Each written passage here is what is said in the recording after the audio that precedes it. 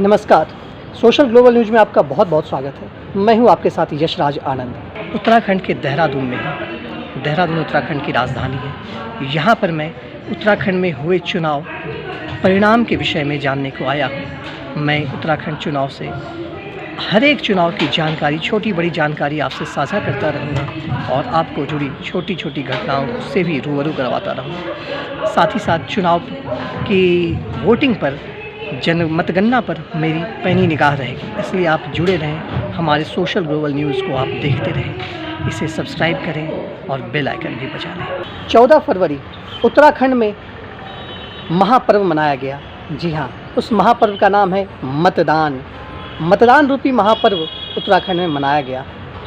14 फरवरी से पहले सभी पार्टियों ने, सभी दलों ने अपने चुनाव प्रचार पर जोर लगा दिया था, अपनी दमखम लगा दी।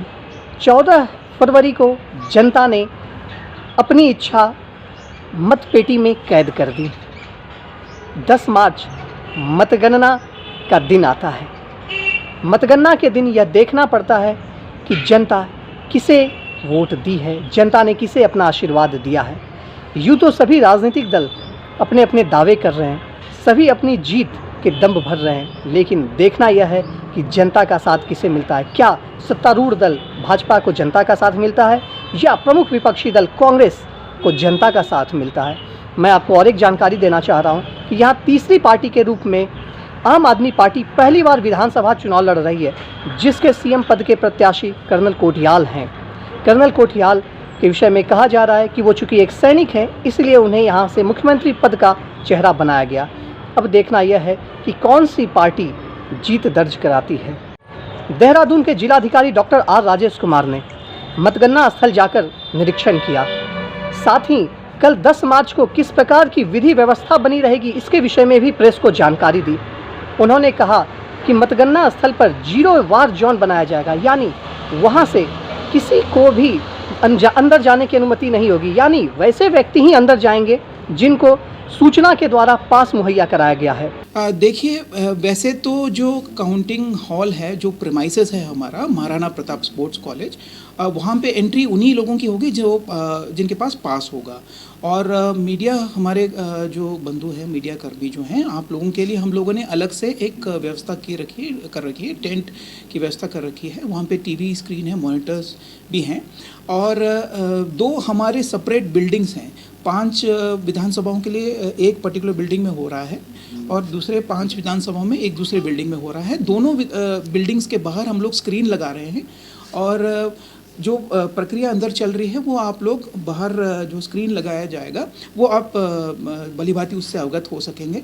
और जो मीडिया कर्मियों का जो टेंट होगा वो इक्विडिस्टेंट होगा, दोनों बिल्डिंग्स के बीच में होगा, ताकि आप दोनों जगह की जो गतिविधियां जो चल रही होंगी वो आप उससे रूबरू हो सकते। साथ ही साथ वहां पर जो भी कर्मचारी अंदर जाएंगे उन्हें कोविड नियमों का सख्ती से पालन करना होगा, यानी 2 गज की दूरी, मास्क रखेंगे, सैनिटाइजर रखेंगे और साथ ही साथ जिन कर्मचारियों का 24 घंटे के अंदर का RT-PCR निगेटिव होगा वही कर्मचारी मतगणना केंद्र के स्थल जा सकते हैं। कहाँ, मतलब जहाँ पे बिल्डिंग के आसपास?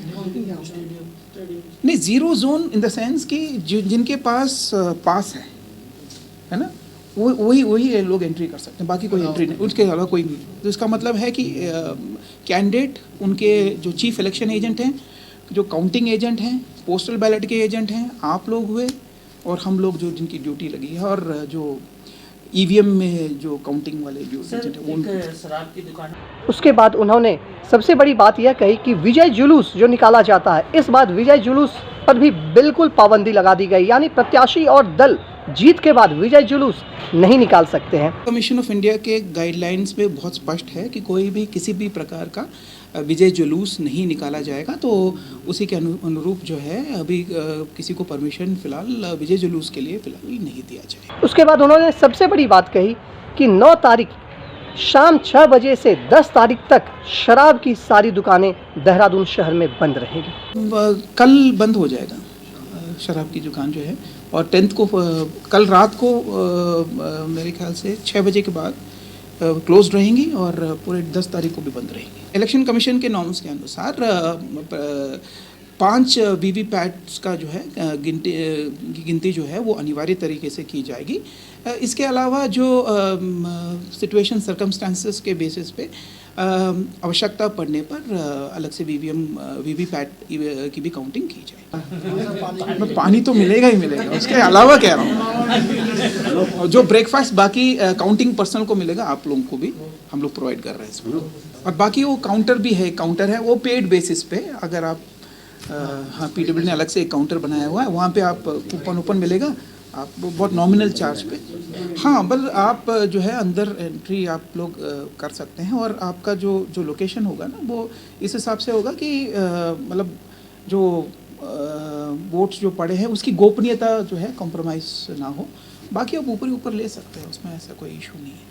मुझे बताया गया था कि 350 लोग हैं जिन्होंने अप्लाई किया है, तो उसी के अनुसार आप किया गया। और इस बार हम लोग सबको स्नैक्स और एक्सपोर्ट सब भी देंगे। 5 विधानसभाओं के लिए एक बिल्डिंग है और दूसरे 5 विधानसभाओं के लिए दूसरी बिल्डिंग है। उन्होंने एक प्लाटून लगा रखा है, जो बाहर मेरे ख्याल से 6 पुलिसकर्मी हैं, इंक्लूडिंग 2 SI, और जो मिडल वाला जो कॉरिडोर है उसमें शायद 1 प्लाटून लगा हुआ है, और जो इनर वाला है वो CPF से मैंड है, उसमें 24 हैं। दोनों बिल्डिंग मिला के 24 लोग मैन कर रहे हैं एक समय पे, 12 इस बिल्डिंग में, 12 इस बिल्डिंग। उत्तराखंड में प्रमुख विपक्षी दल में मात्र 2 पार्टियां, भाजपा और कांग्रेस।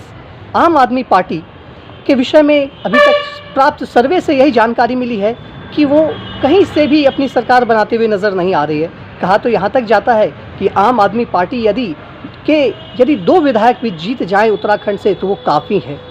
बिल्कुल, अब यह देखना है कि उत्तराखंड में सरकार किस रूप में बनता है। क्या उत्तराखंड में पूर्ण बहुमत की सरकार बनती है, या उत्तराखंड में गठबंधन यानी जोड़ तोड़ की सरकार बनती है।